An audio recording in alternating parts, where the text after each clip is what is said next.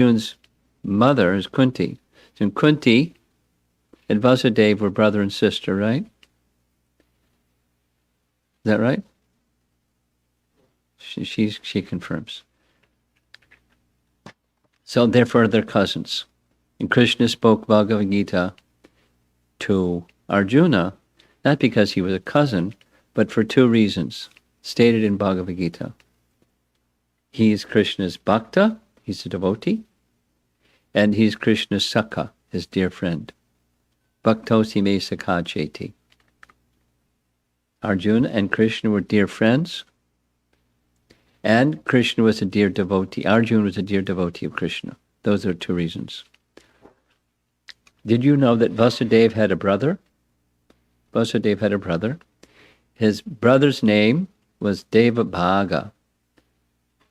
Devabhaga had a son named Uddhava.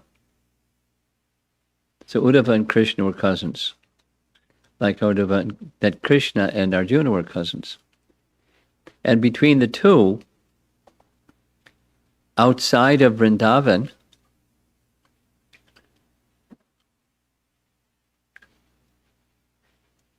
just put it on the table. Outside of Vrindavan, the most dear devotee of Krishna, of all the devotees of Krishna, the most dear devotee of Krishna was Uddhava. Arjuna is a dear friend. You can even say dearmost friend. But even more dear than the dearmost friend was Uddhava. Uddhava's position, when Krishna went to Mathura, who was there? Uddhava. It was Uddhava that Krishna sent to go to Vrindavan to deliver a message to the gopis. Right? And Uddhava was overwhelmed with the kind and the intensity of the love of the residents of Vrindavan for Krishna. He so much appreciated their love that on his way back to Mathura, after spending several months in Vrindavan, on his way back he was considering, they're so elevated. I wish that I could take birth in Vrindavan, even as a blade of grass, so that the dust from the feet of the gopis could land on my grass body, and I would be benedicted by the dust of their feet. Uddhava. Then Uddhava rejoined Krishna, told everything about what's going on in Vrindavan. And when Krishna went to Dwaraka, Uddhava went to Dwaraka. And Uddhava was the minister, advisor, and dear friend of Krishna. If Krishna had some uncertainty what to do about this or that, he'd ask Uddhava. Whatever Uddhava said, that's what he would do. That's the kind of relationship they had. Now, it's not like Krishna needed advice, but it was their relationship. He sought confidential understandings. There's examples. And Uddhava, understanding Krishna's heart and understanding everything, he would advise Krishna. Krishna would take his advice and do accordingly. Very intimate. And when Uddhava understood, going back to, from the screen, hopefully you can see Canto 11, Chapter 7. But in Chapter 6, which precedes Chapter 7, Krishna made an arrangement for the members of the Yadu dynasty to depart this world. There was a plan. It didn't happen yet, but you know the story? Samba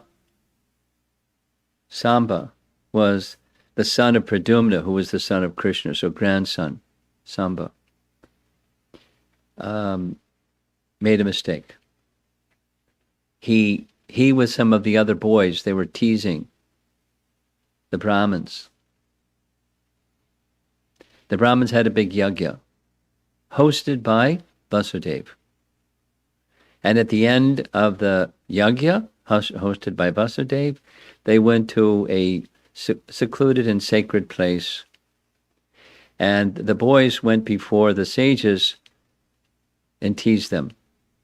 Samba dressed up like a woman with a sari covering her shy face and put a lump of iron in his belly region. And the boys asked, she's very shy, but she wants to know from you sages whether the child of this woman will be a boy or a girl.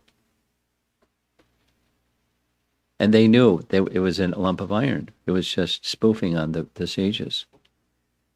So the sages said that entity that's within this woman will be the destruction of the Yadu dynasty. Uh-oh. Brahman's curse. Infallible. These are great sages. So the boys quickly went to Ugrasena. Ugrasena was the king. Krishna wasn't the king in Dwaraka. Ugrasena was the king. Krishna was the prince. Ugrasena considered and decided this lump of iron should be ground into little powder and thrown into the sea. And everything was ground into a little powder except for one piece that wouldn't grind. So they just threw that into the sea. A fish swallowed the lump of iron. A fisherman caught the fish. The fish was sold to a hunter. The hunter used that piece of iron to make the tip of an arrow that shot Krishna in the heel. You know that story, right? And then the powder went out to sea, washed up to the shore of the sea at Prabhas. Some reeds were growing, and those reeds then became iron-like, and that was what was used to destroy the Yadu dynasty as they got wild and started combat with one another. Somebody said something, somebody said something.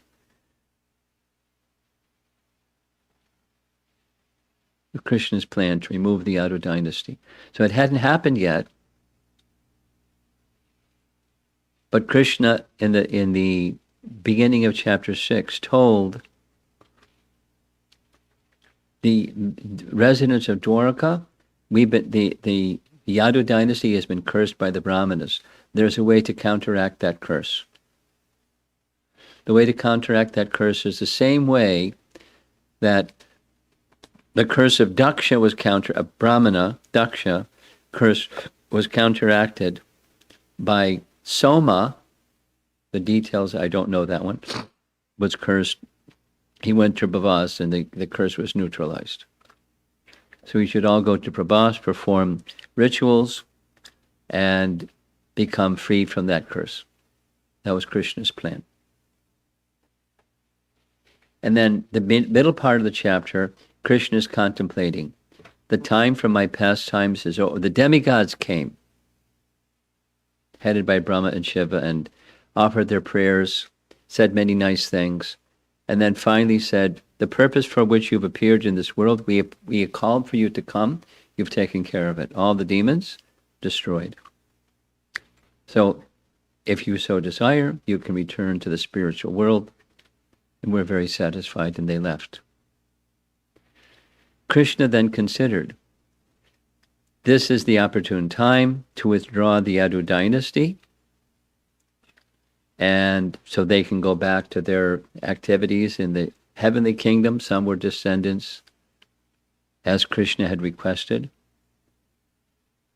as Vishnu had requested. Tell the demigods that they should take birth on earth to assist me. So now it's time to go back. And then he considered, except for Uddhava should remain, because I want to give him some teachings that he can then propagate in this world after my departure. Not totally dissimilar from Hanuman staying behind after Ram departed to give teachings about Ram. Similar. Not the same, but similar.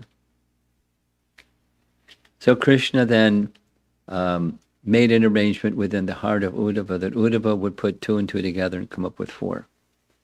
He knew Krishna was going to leave. So Uddhava came at the end of chapter 6, pleading with Krishna 2 things. Please take me with you. I know you're going to depart. Your pastimes are nearly completed.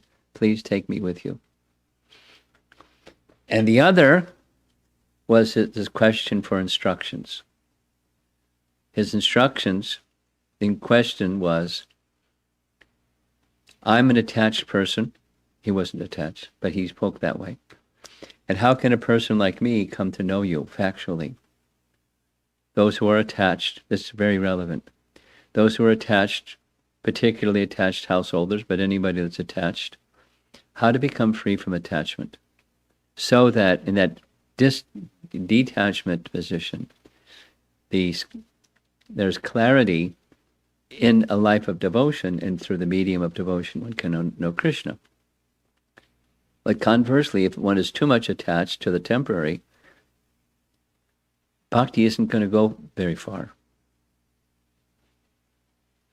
Bhakti Siddhanta gives an example. You're rowing a boat and leaving the anchor. You're not going to go very far. If the anchor's down, you're not going to go for however much you row. So Krishna begins instructing Arjuna, Uddhava. That's Uddhava Gita. And as you can see from the screen, we're already up to verse number 50.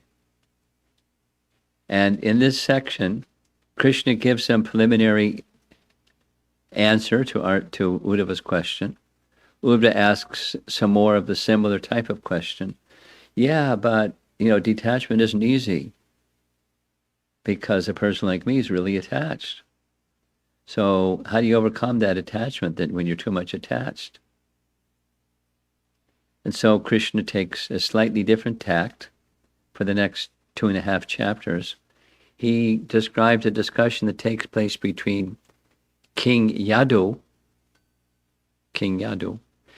one of Krishna's ancestors. Krishna is describing King Yadu as having a discussion with an Avaduta Brahmin. And the description of the, meaning of Avaduta? Avaduta means like a madman. No regard for external convention. Just totally spontaneous and no social, behaviors that you expect of people, especially a learned person. Totally like a madman. But he wasn't a madman, he was fully realized. Fully realized. And so King Yadu saw this Avaduta Brahmin and started asking him, you look very young and very handsome and sensually strong and very intelligent, and yet you have no regard for anything in the external world. So please describe how that happened and what's your understanding of living in the world the way that you're living in the world. He was wanting, inquiring from a perfectly realized person. We hear later, this is chapter 7. We hear later in chapter 9, it's an incarnation of the Lord Dattatreya. You've heard of Dattatreya before? Heard his name? Dattatreya. Dattatreya. He's one of the avatars or forms of Krishna in this world. Some parts of India, they worship that form of Dattatreya. In Maharashtra and Gujarat in particular, he's a well-known form of the Lord that they worship. So it was Dattatreya, it's revealed later. In any case, we'll just say Avaduta Brahmin. So the Avaduta Brahmin starts describing to King Yadu, basically the teaching is bhakti mixed with knowledge. Because knowledge leads to detachment. And when there's a situation of detachment, then bhakti can rise, which is exactly what Uddhava wanted to know. Knowledge lead to detachment, and in the association of a bhakta, then bhakti mixed with knowledge, it's called jnana mishra bhakti, gives a foothold in the bhakti process. So 3 chapters. There's a lot of, lessons about detachment. So the Avadhuta Brahman, Avadhuta means madman, right? It's strange. The Avadhuta Brahman says, I learned everything from 24 gurus. And the 24 gurus happen to be things that you see in the world, and he's learned about transcendence or detachment from the temporary through these features of the material energy. Fire, wind, earth, the sun, and so forth. And he describes to King Yadu what he learned from each of these. Water, what he learned. And the lesson is detachment. And attachment to the eternal is the byproduct of detachment from the temporary, or the other way. Attachment to the eternal, it assists detachment from the temporary. They go well together. Attachment to Krishna, detachment from matter. Decreasing one's attachment to matter opens the door. It gives freedom and facility for furthering of bhakti. So that's the theme in these 3 chapters. And we're up to verse number 50. So the speaker is the Avadhuta Brahman, and he's speaking to King Yadu, and Krishna is narrating this to Uddhava. Because you can see, is there an image there of Uddhava? Okay, yes. Uddhava's holding the feet of Krishna. They're in Dwarka. I can see. Purple.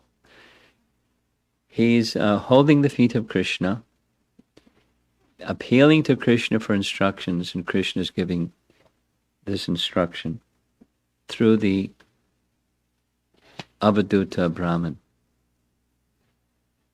So we're going to read 3 verses.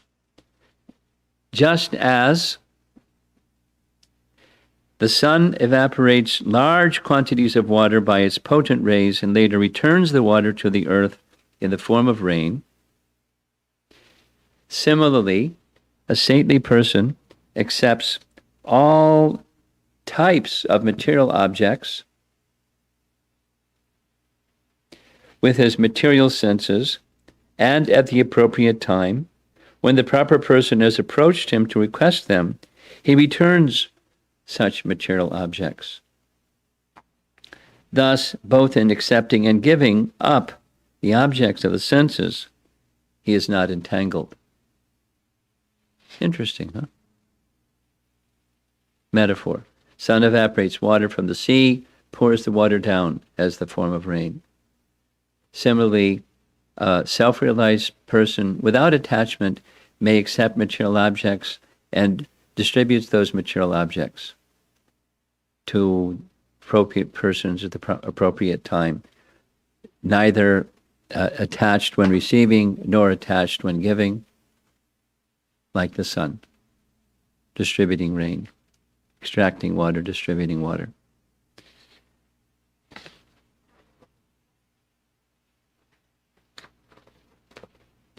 Vishwanath Chakravarti Thakur, one of our acharyas, has written a commentary, and Bhaktisiddhanta has summarized his commentary this way. The sun evaporates water and then distributes it in the form of rain. In the same way, self-realized souls accept sense objects by means of their senses. Something comes to your hand, you accept it with your hand.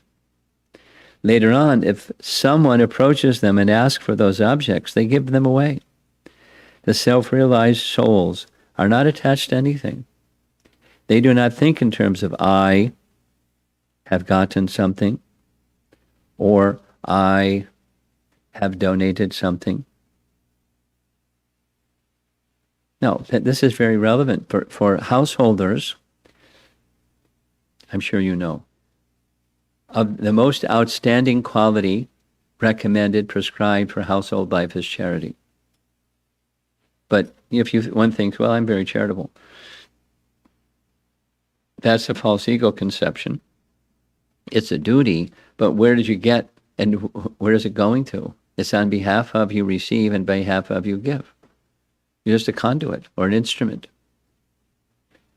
That's what household duty includes, being charitable. But so one should beware of the false egoistic sense of I have, and because I'm charitable, I'll give. I'm a good person. That's a mode of goodness type of false ego. And there's a certain happiness that goes with being charitable. But it's an egoistic happiness. Mode of goodness, egoistic happiness. It's right in Bhagavad Gita. One who's in the mode of goodness, happiness in the different modes of nature. Happiness in the mode of goodness is one feels a kind of contentment by acts of goodness. It's egoistic. I'm up here, someone's down there, I'm more fortunate, they're less fortunate, let me do something to help a person less fortunate. And there's a happiness. We all know what that feeling is. Advice of Bhagavad Gita is let go of that one. That's not stop being charitable or stop helping other people, but stop thinking of yourself as the doer. You're just a conduit from Krishna to Krishna's. That's all. And that's a detached work. Or in the language of Bhagavad Gita, Nishkam Karma Yoga. Kama means desire. Nishkam is no material desire. Karma Yoga is the results are offered to Krishna. Nishkam Karma Yoga. There's Sakam Karma. I do this because I think I'm going to get some Krishna points or some Punya points. And then I'll prosper. I'm still at the center, although I'm offering results to Krishna. And the self-realized sage isn't like that. That's what we're hearing. Here's the BBT purport.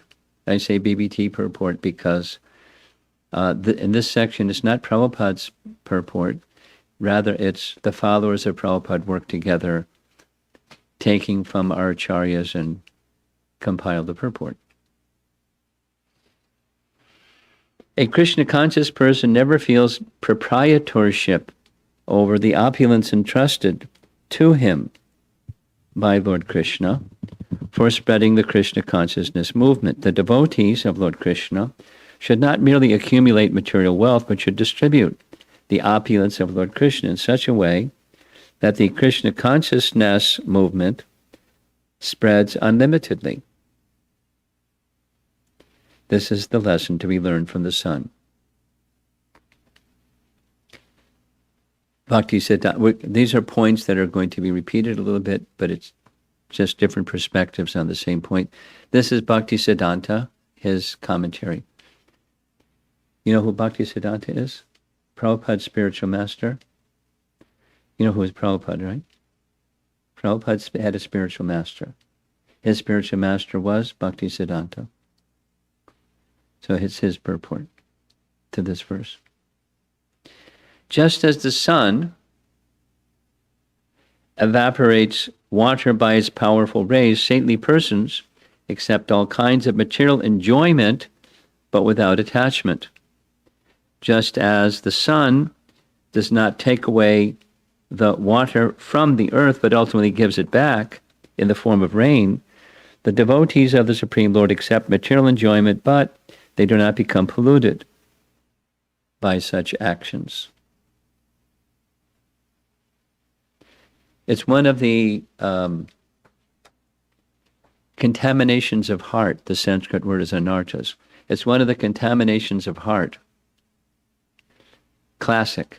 That when you perform bhakti and there's a little bit of success in bhakti, the tendency is, there's contamination of heart tendency to be the enjoyer of your little success in bhakti. Some people may say, oh, you did such a nice service, you cooked such a nice feast, or you organized the festival so nicely, or you gave such a nice class, or something. You painted such a nice painting. Oh, Prabhu, you're really... And one thinks, a little success in bhakti. That's an impurity of heart, an anartha, something unwanted in the heart. There's a tendency. Until the heart is pure, that tendency will be the tendency that moves us. That's the pollution in a little bit of success in bhakti. But a self-realized soul isn't influenced by that. They can receive, they can be successful, and they can give and not think, good of themselves. They think good of Krishna. Krishna should be pleased by this act of receiving and giving.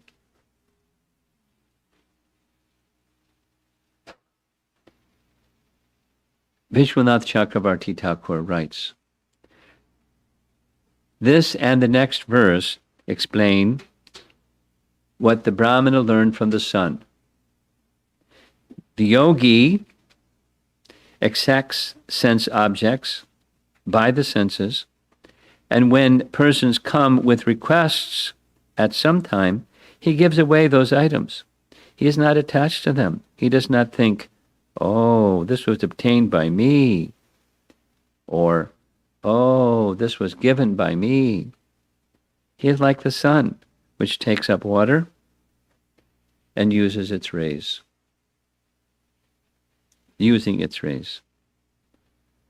And last, Jiva Goswami writes in his commentary, the yogi accepts objects by his senses and at an appropriate time gives them away without attachment, just as the sun draws water by its rays and then disperses it without attachment. At the appropriate time, the yogi accepts objects when he is hungry and then rejects them. Okay, so that's one of two verses about the sun. One of his 24 gurus is the sun, teaching him lessons about how to live your life with detachment. And what makes detachment stronger is attachment to the Supreme. Next verse, 51. Even when reflected in various objects, the sun is never divided, nor does it merge into its reflection. Only those with dull brains would consider the sun in this way. Similarly, although the soul is reflected through different material bodies, the soul remains undivided and non-material. So this is now, attention is going from detachment to attachment to transcendence. Detachment permits the intelligence to discern transcendence. This is a theme that's been weaved from the beginning of this whole section.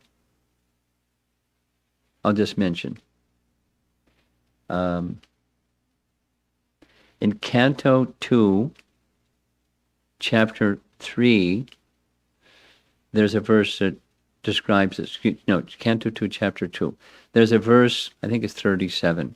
There's a verse that describes, and our acharyas comment on it, by taking help from intelligence, one can see the supersoul. Now, not see with these eyes, but see through knowledge. And it gives a detailed description step by step. The intelligent persons, they're detached from the temporary, and with that now elevated and purified intelligence, they can perceive the presence of the soul and supersoul while just looking at life. They may not see the supersoul like you might see the supersoul in a painting, but they see through the eyes of knowledge. And here it's speaking of seeing the individual soul.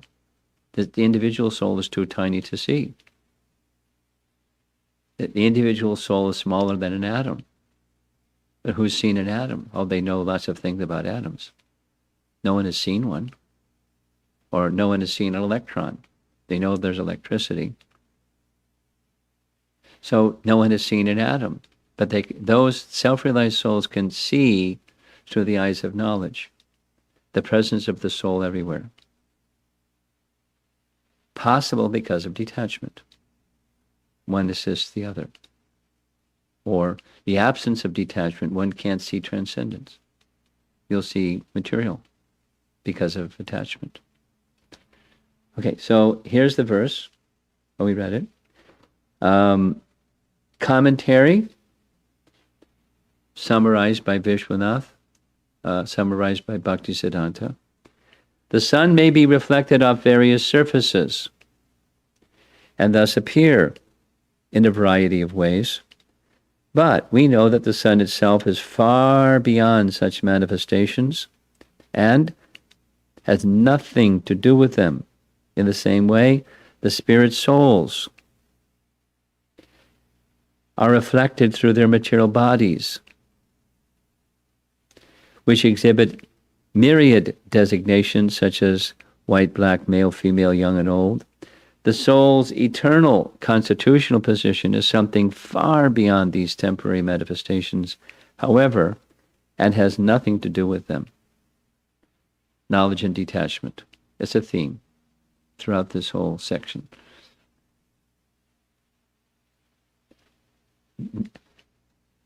The earlier is studying nature, the other elements also mentioned, wind, water, the moon, and so on, air, and how there's lessons to be learned about detachment and becoming purified. So now that detachment has its next step, attachment to that which is eternal. And one can start to see different forms of life. There's a soul within.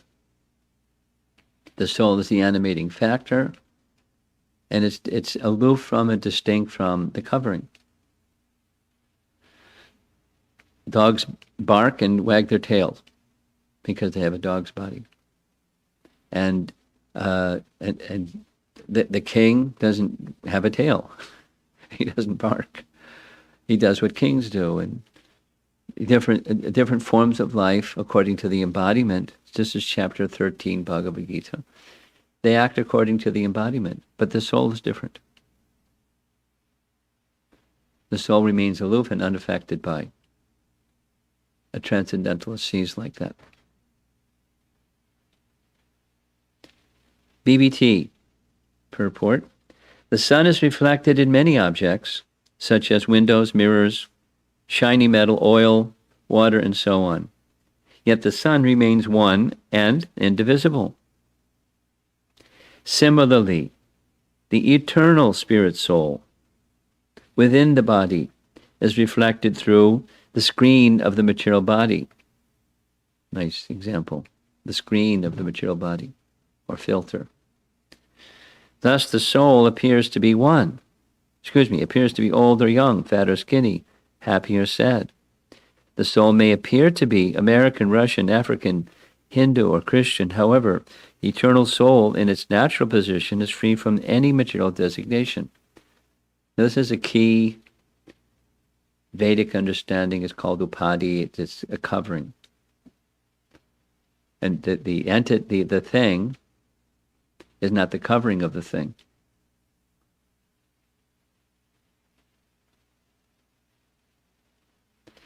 The classic example that's given to explain the meaning of upadi is a puddle or a pond that covers land. So just beneath that little puddle or the little pond, it's earth. But we speak of it as the covering. But it's not the covering, it's just water covering land. So there's coverings, similarly, there's coverings of the soul with these nomenclatures, upadi. And bhakti, by definition, from the Vedas, bhakti by definition requires sarva upadi vinirmuktam. One becomes free, mukti, liberation, right? Liberation from, or freed from, the coverings or designations. I'm this, I'm that, in terms of the body, in terms of the covering. It's not who we are. We may have one. I'm wearing sannyas clothes. But my identity is not, my spiritual identity is not, I'm a sannyasi. And your identities are not grahastas. Or your identity is not a student. Although you're a student. So don't forget to do your work. But that's your spiritual identity. And the learned person sees that. The word stula matibihi in this verse indicates those whose intelligence is gross and dull. We have practical experience, of a dog urinating on a valuable painting at an outdoor art show. No, this is apparently the commentators saw that happen. Anyway, due to its dull intelligence, the dog cannot appreciate the actual value of the painting. Similarly, unless one takes to Krishna consciousness, one is grossly misusing the invaluable opportunity of human life. Human life is meant for self-realization. And we should not waste time bickering over material designations such as capitalist, communist, American, Russian, and so on. Instead, all people should take to loving devotional service to God and realize their eternal, pure identity. One should understand the sun by observing its direct manifestation and not its distorted reflection on material objects. Similarly, one should consider every living being in terms of his pure spiritual identity, beyond the distorted manifestation of material designations. Now, when we hear this, it's like, yeah, right. And then we live our life and just what? Doesn't stick. So we have to hear it again and again. 3 chapters worth. The word Atma in this verse also refers to the Supreme Personality of Godhead, just as we tend to observe ordinary jiva souls through the reflection of the material body, we tend to observe the personality of Godhead through the distorting screen of our material mind. Thus we imagine God to be impersonal or material or unknowable. When the sky is overcast, sunlight is the highest possible perception of the sun, which is covered by clouds. Similarly, when mind is fogged over with mental speculation, one may take the light emanating from the transcendental body of God to be the highest spiritual truth. However, when the mind is spotlessly clear, like a cloudless blue sky, one can see the actual form of the personality of Godhead, Lord Krishna.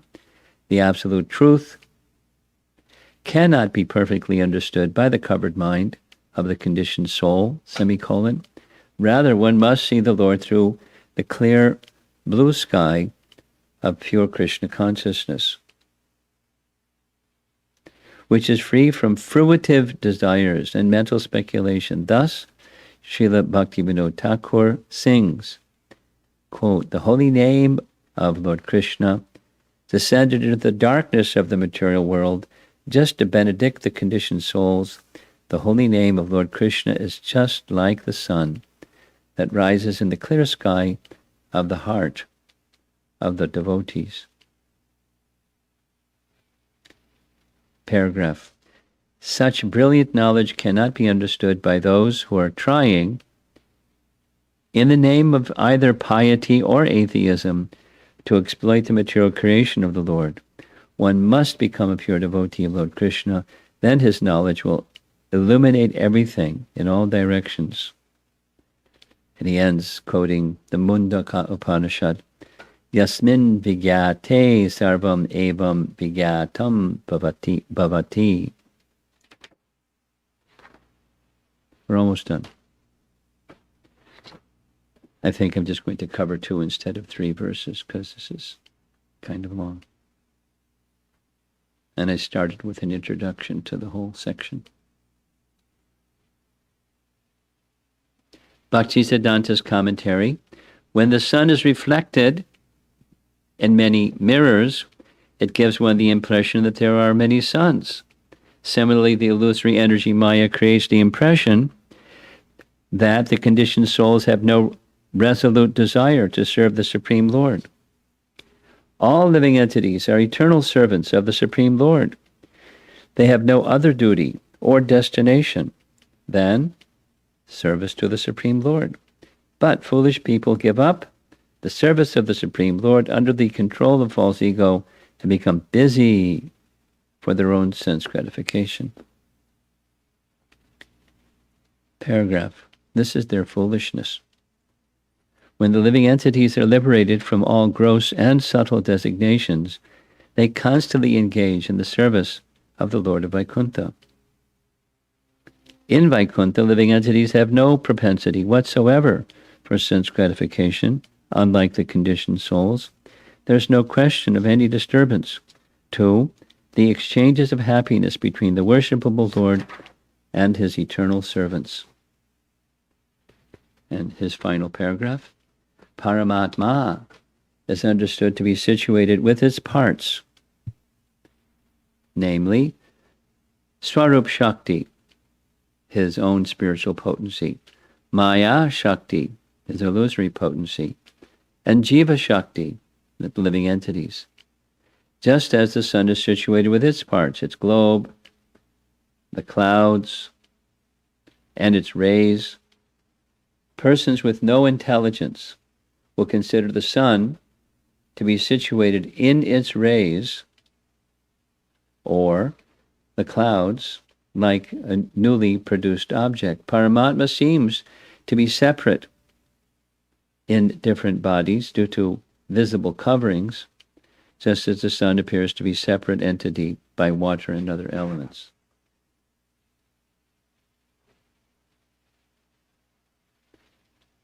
Almost done. Jiva Goswami. Jiva Goswami? No? Lord Chaitanya. You know Lord Chaitanya? Yeah. So Lord Chaitanya had many associates, and chief amongst those many associates were the 6 Goswamis of Vrindavan. 6 Goswamis of Vrindavan, yes? And one of those was Jiva. Two more of the 6 were Rupa Goswami and Sanatan Goswami. And he was their nephew.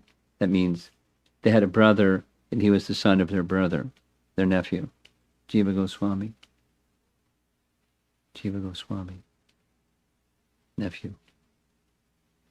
And he wrote 400,000 verses in Sanskrit. He was prolific. And one of those writings was a verse-by-verse commentary of the entire Srimad Bhagavatam, and he titled it Krama Sandarbha, step by step going through the whole Bhagavatam. Paramatma is understood to be situated along with his Shakti, just as the sun is situated with its Shaktis. However, unintelligent people consider the Paramatma to be identical to his Shakti, which isn't true. The Atma, or Paramatma, is understood to be situated with difference, as Shakti and Shaktiman is seen by unintelligent to be situated in Upadis.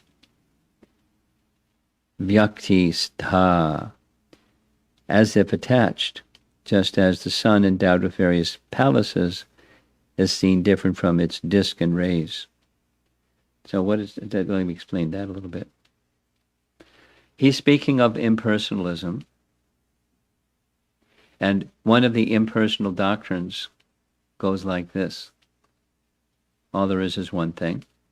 That's Brahman.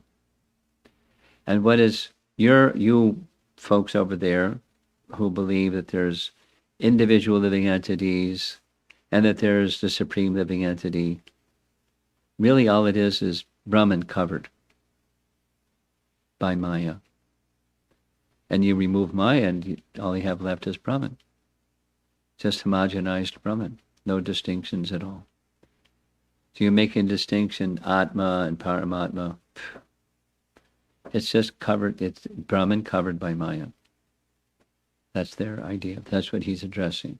So saying unintelligent people think they don't even say that there's Shakti. The impersonalists, because if you have Shakti, then you have the possessor of Shakti, and that means you have two. So you can't have two if you're teaching us there's only one. So there's no Shakti. There's nothing except one thing. That's the doctrine. Kevala Advaita, absolute monism. So the Bhagavatam doesn't support that. And Jiva Goswami is on the Bhagavatam team. Doesn't support it. There is Atma and there is Paramatma. And they are situated within the hearts of every living being, variously distributed. Persons mistakenly think the covering to be the Atma, but those that are self-realized realize the Atma is the Atma and the covering is the covering. And distinctions of who we are is not just in terms of the covering. Distinctions of who we are has to do with the form of the soul. Now that's another topic in the Bhagavatam. According to the Bhagavatam, real liberation is not just negation of the material coverings and identifying with the material coverings. That's incomplete. It's an intermediate step. But complete is to know the form of the soul and to be engaged in activities corresponding to the form of the soul. Swarupena vyavastati is the language. Sva, rupa, one's own form. Vyavastati, being situated in one's own form, and correspondingly with form activities. That's the complete picture of liberation. Incomplete, go back, hitva anyata rupam, giving up the various coverings, forms, material coverings, material forms. Then, swarupena vyavastati, being situated in our occupational, constitutional activities. What does the soul in the liberated position do? That's a good question.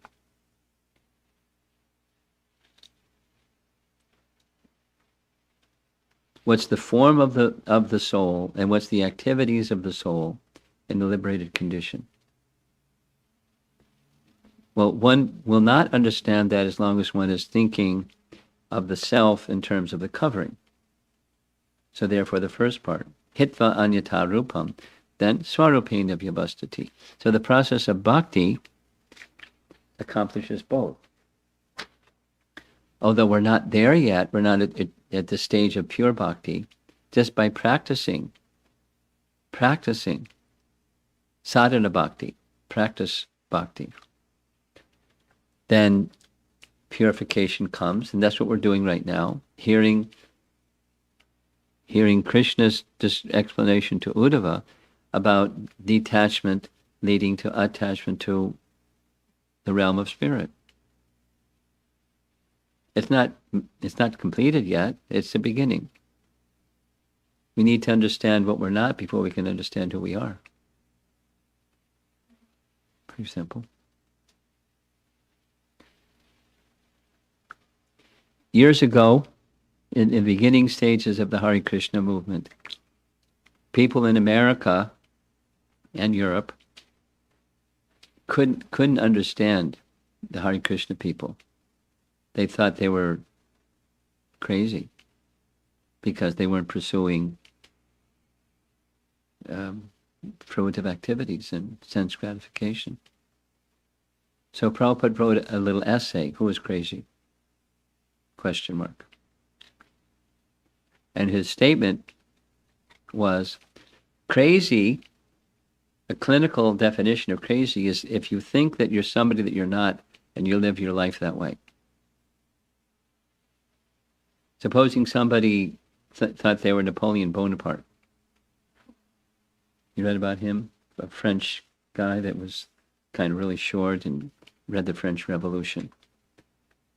So I'm Napoleon Bonaparte. I walk around with my hand in my vest like this, and I tell everybody I'm Napoleon Bonaparte. Clinically, it's some kind of madness. If I think I'm somebody I'm not and try to live my life as if I'm somebody I'm not, it's a kind of madness. And in this world, people are living their lives as if they're somebody they're not and think that's who they are. We're not the covering. So who's crazy?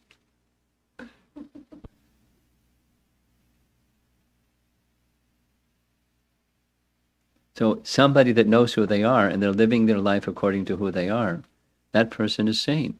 That person is restored to proper consciousness. But most of the world is living this other way. It's simply just in terms of accepting the covering to be the self. The body and the mind, the gross and subtle coverings of the soul to be who we are. So all of this is to teach us detachment from the temporary, the covering, and attachment to who we really are. Okay, here's some nice artwork. I mean, even just the transition from one slide to the next is really good. The artist is Shruti Mangara. She spent hours and hours working on these, so we'll give her credit. There's the artwork that's the background, and then comes from verse 51. The sun is reflected in many objects, such as windows, mirrors, shiny metal, oil, water, and so on. Yet, the sun remains one and indivisible. Similarly, the eternal spirit soul within the body is reflected through the screen of the material body. Thus, the soul appears to be old or young, fat or skinny, happy or sad. The soul may appear to be American, Russian, African, Hindu, or Christian. However, the eternal soul, in its natural position, is free from any material designation. And that word again is upadi. So tomorrow we're going to hear about pigeons. He learned from pigeons too. He learned from lots of things.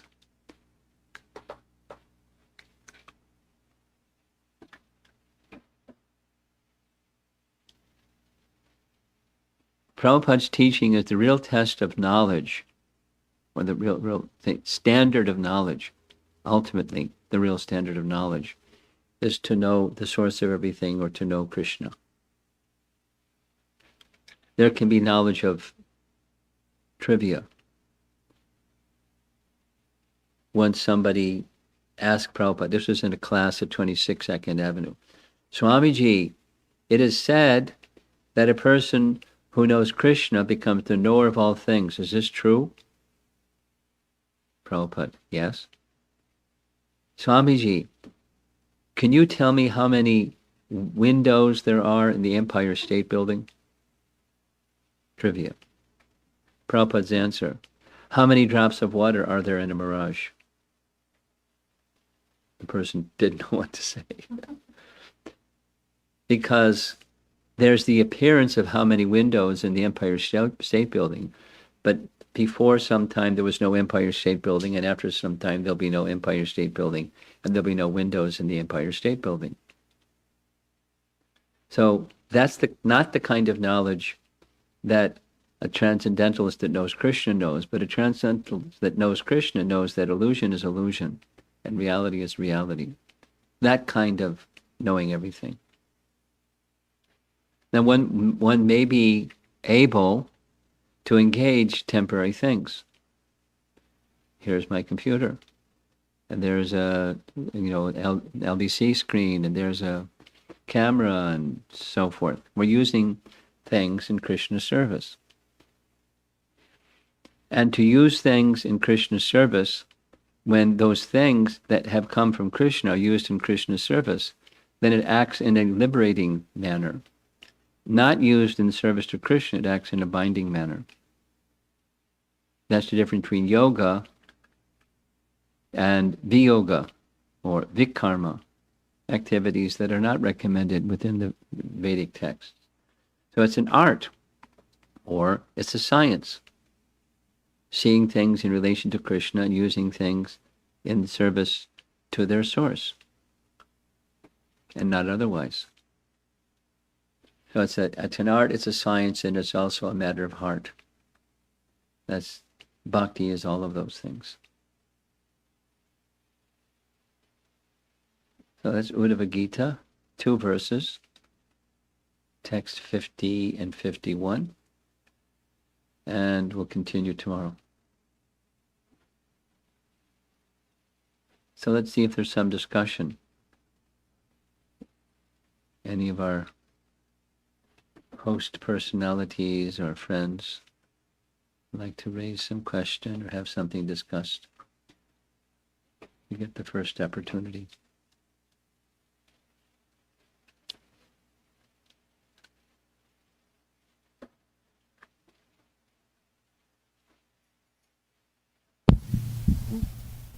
Hare Krishna Maharaj. Hare Krishna. Please accept my humble obeisances. I was wondering when you were telling about false ego. So it's like, it becomes like a big topic now, right? So I Really? was wondering like about when you're talking about giving charity and about false ego. So I was like thinking about it, because when we give charity, we normally think like, okay, I'm going to get a good credit for it, and I'm like And doing. it's true, you will. It's true, you will. But it's in the back of the mind, right? So we don't do it like for doing good thing for others, right? So it's like I'm going to get it. It's like I take it like it is for myself. So I was like thinking, how can we when you were telling about false ego, I was like thinking like, how do I get rid of this thinking? Great. You're right on topic. Well, the silver bullet, the perfect method of dissolving false ego is bhakti. You have Srimad Bhagavatam here. Canto 3, Chapter 5, verse number something like 19. Look it up, see if you can find it. Bhakti dissolves the subtle body. 3:25, I think it's 19. So maybe it's 16, something like that. 23? You look it up. So you can look in your Bhagavatam later. Now that's like in the final analysis, but that's when bhakti is Shuddha, and now we're not at Shuddha, we're at mixed. So then and something that will assist you or me or any one of us is knowledge. Knowledge is an antidote for ignorance, because false ego generally is an emblem of ignorance. So we're not. So when we're living according to who we're not, and then the happiness like that, I'll do something because I get something. That's passion. Mode of goodness is I do something because I feel good by doing something. That's good. We be conditioned by a sense of happiness, according to Bhagavad Gita. And do something because I get something. That's passion. So both are lesser or greater degrees of false ego. And so your question is how to get rid of false ego altogether. Well, one answer is do it gradually, and the other answer is go for even while you're doing it gradually, that is, when you detect that pinch in the heart, that actually I'm not doing this, solely and wholly and even primarily for others. I'm doing it because I get a sense of happiness, or I know something good is going to come back to me. According to what Krishna says in Bhagavad Gita, chapter 2, Bhagavad Gita, most people think that's it. There's nothing more than this. Dharma is to get happiness, prosperity in this life and the next. There's nothing more. Most people. And it's true. Not just this group or that group, or this religion, that religion. It's the world. The modes of nature work like that. So how to go beyond the modes of nature? That's your question. How to go beyond false ego? That's your question. by having a spiritual conception and living accordingly. And theoretical conception is insufficient because the pull of conditioning pulls us back right away. Yes, yes, yes. Then we get pulled back by conditioning. So how do you overcome conditioning? How to overcome that force of the material nature? Bhagavad Gita tells us by surrender to Krishna.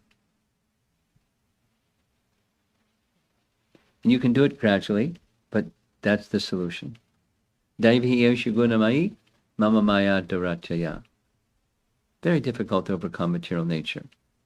But mam eva ye prapadyante. Prapadyante means surrender. Mam eva ye prapadyante. Those who surrender unto me, ayametam tarantite, they can easily cross beyond that struggle with false ego. It doesn't have a big long menu. It says surrender to Krishna. Mam eva ye prapadyante. So, okay, 10%. Okay, 10%. Well, I'm still moved by false ego. Okay, ramp it up. And so go in steps, and then gradually it's gone. And until it's gone, it's still going to have its influence. Sometimes more, sometimes less. Sometimes this circumstance, that circumstance, more favorable, less favorable, more irritating, something. We'll still be moved by like the waves of the material energy, this way, that way, till that full shelter.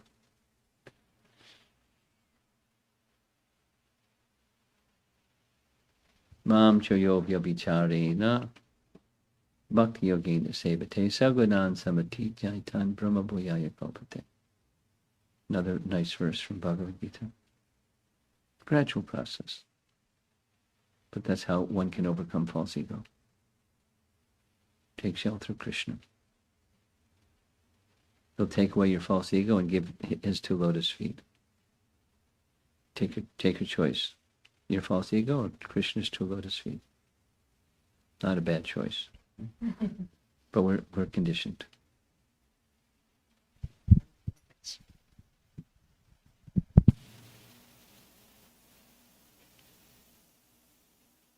Anyone else?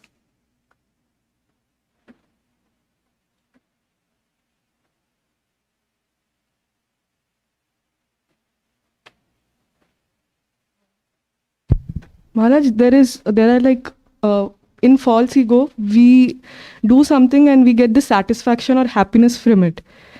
And when we do something, some devotional service or something in bhakti, we get a satisfaction from it as well. Yes. So how do you differentiate between both of them? Well, there's not too much difference between the 2 of them. The difference in bhakti is more the pleasure of Krishna.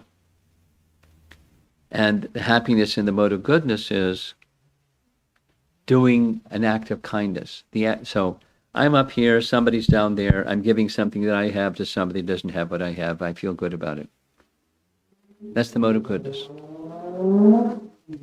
Mode of passion, she's describing. I do something for someone because I know I'm going to get something back. I get some piety points for doing something charitable, and I'm going to feel happy and prosper in this life and the next. I'm going to do something to get something. The mode of goodness is I do something because I feel some contentment.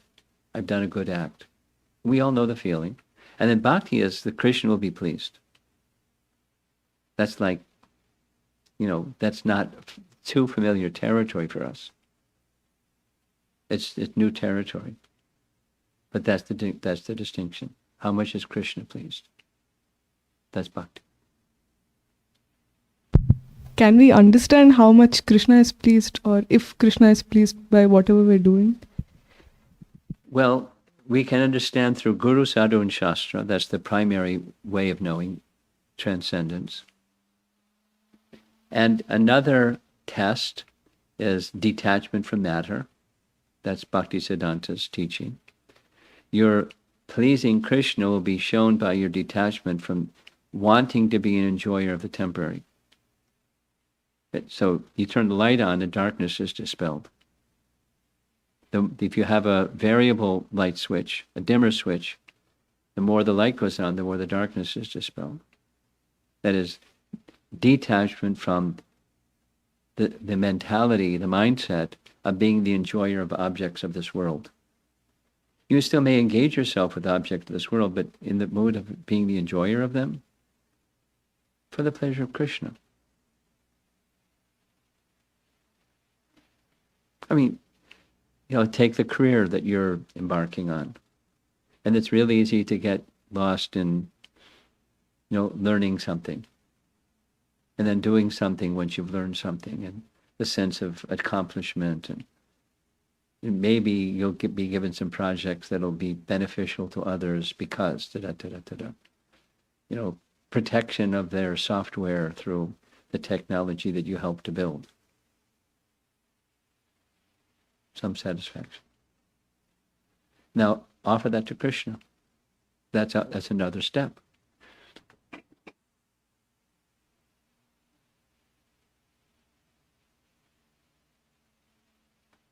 Yeah, I understood. Okay. Understand notionally, and then staying with it is another. Bhakti is a sort of cultivation. Just like this idea over here of, going beyond false ego. It's a notion. It's something we want to aspire for, but you have to live it consistently, and then you'll experience it, proportionate to the submission to Krishna for his pleasure. That's our life. It's a life project. A nice project.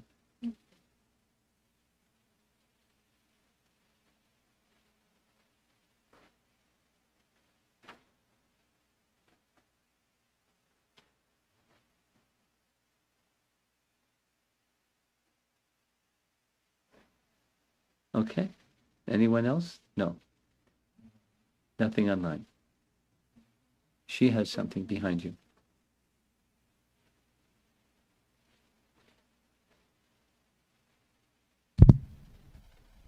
Hare Krishna Maharaj.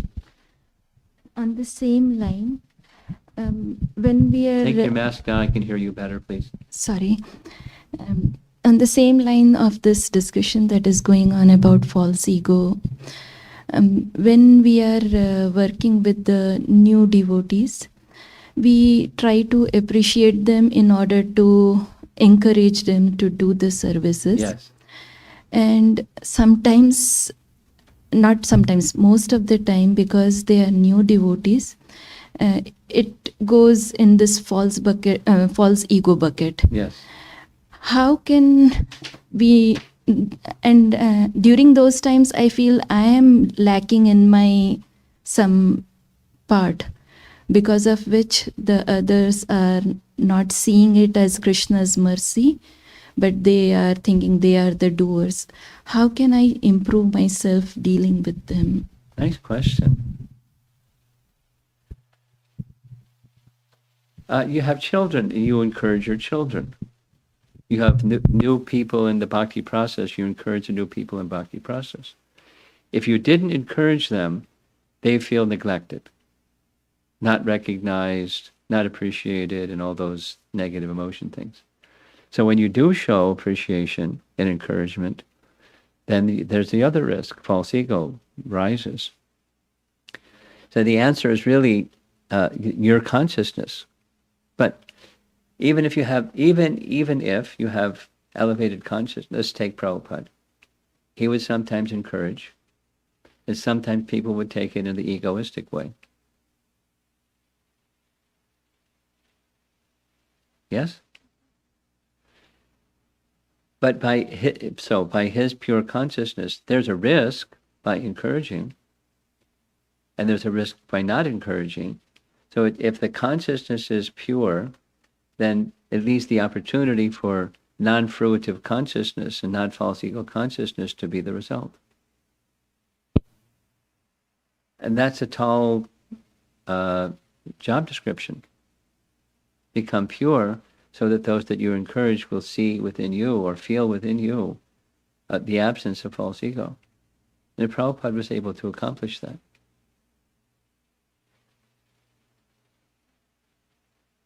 So it's your own internal. So You're performing it specific to your question. You're performing a service given to you by Guru Sadhu Shastra, and you're trying your level best to do that in a transparent way, knowing that you're less than perfect.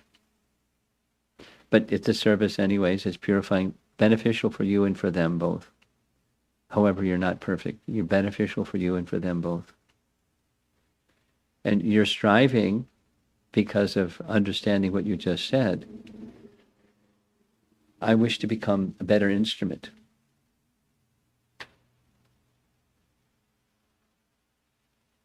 My dear Lord Krishna, please help me become a better instrument, representing you in the disciplic succession. And you stay with that. That's the humility of a Vaishnav, calling for mercy from Krishna and his representatives. Follow nicely. It's effort and mercy again. You make your effort, you stay in this humble mood and make a humble effort, not a doership effort, but a humble effort.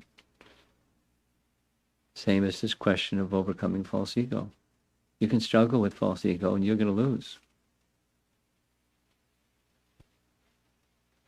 But if you take shelter of Krishna, you can win. I mean, not win means you cross over the ocean of that struggle. Otherwise, it's an endless struggle. And that's even when you're trying, because most of the time we're not consciously trying. We're just conditioned, doing conditioned things because we're conditioned. So bhakti is awakening that hankering for going beyond the conditioning and into the realm of transcendence. You keep striving and you rely on mercy, because otherwise you won't get there.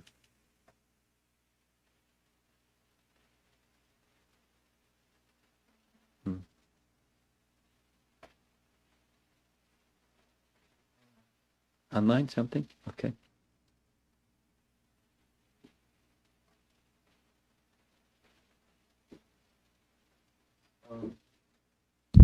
This question is from Hema Suryavamshi. I'm fine. It is, sorry for asking this question out of topic, but here in India, a lot of mosquitoes, especially in summer, it's a torture to sleep in nights because of them, especially with small kids with me now. This is really off topic. Go ahead. So what course of action I can take? Mosquito net and mosquito repellent. And maybe fans. And will they give reaction? I mean, if You don't smack them, you just repel them. Prabhupada's statement is if they attack, they're aggressors, then you can smack them. But if they're just buzzing around and annoying you because they're buzzing around, mosquito net, repellent, or fan.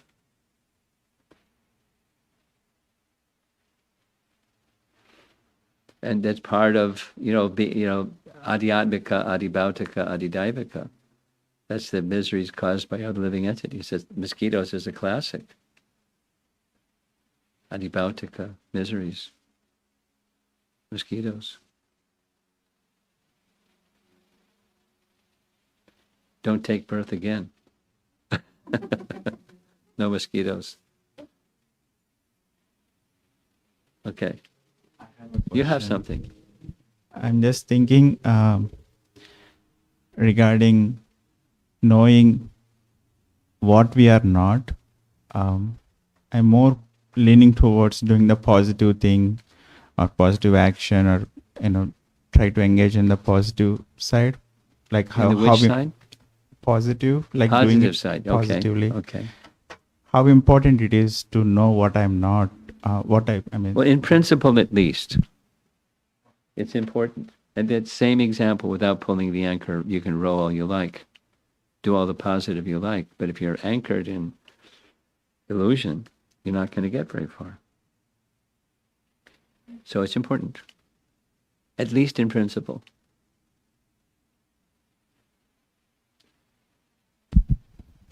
I'm still thinking like I'm more goal oriented and I have make goals like that. Okay, but being goal oriented does not mean I don't have to think about who I'm not. You're doing your goal, and you're anchored into an illusory conception, and you're not going to reach your goal.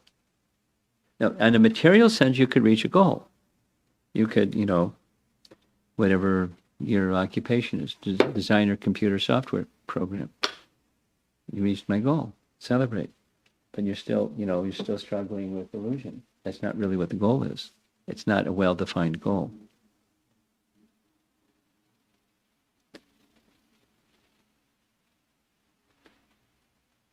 Anything? Do you have something on your phone there? No. Okay, we're done. Last chance. Anything? Can I ask you some questions to see if you remember what you heard? Who is Uddhava? Tell me what you remember. Who is Uddhava? Huh? Yes. And what is his family relationship between Krishna and Uddhava?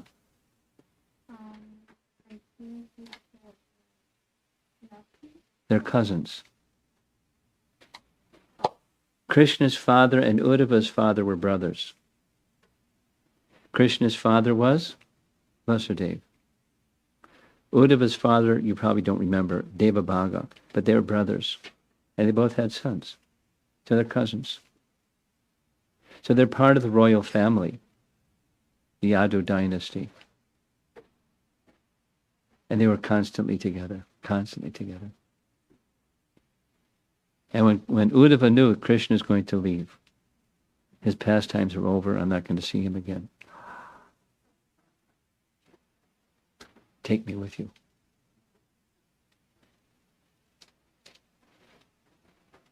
And he knew that wasn't going to happen. He was so close to Krishna, he knew that wasn't going to happen. And so he then wanted to know, how can I know you without impediment, because I'm an attached person? So we're hearing about detachment. And look for this, we have some sets of Bhagavatams. Who is this for? He wants to take it from you. Okay.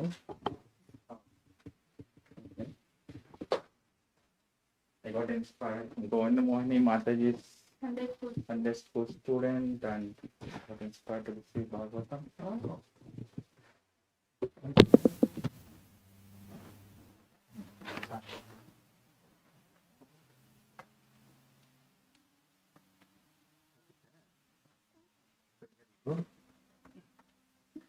Take you all to go through it, but if you read it together with others, you'll make your way through it.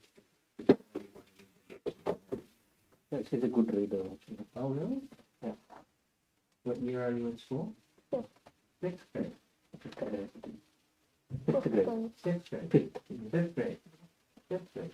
You like to read? Fantastic. You got more books still after that. Pratham Chaturmurti for Radha Mataji. Wow. Just in time for going to me. Hare Krishna. Well, what's your name? Lakshmi Anvita. Lakshmi? Anvita. Anvita. Anvita. Anvita. Anvita. I'm shy. I hope I'm not embarrassing you. Okay? Okay. We have some Mahaprasadi.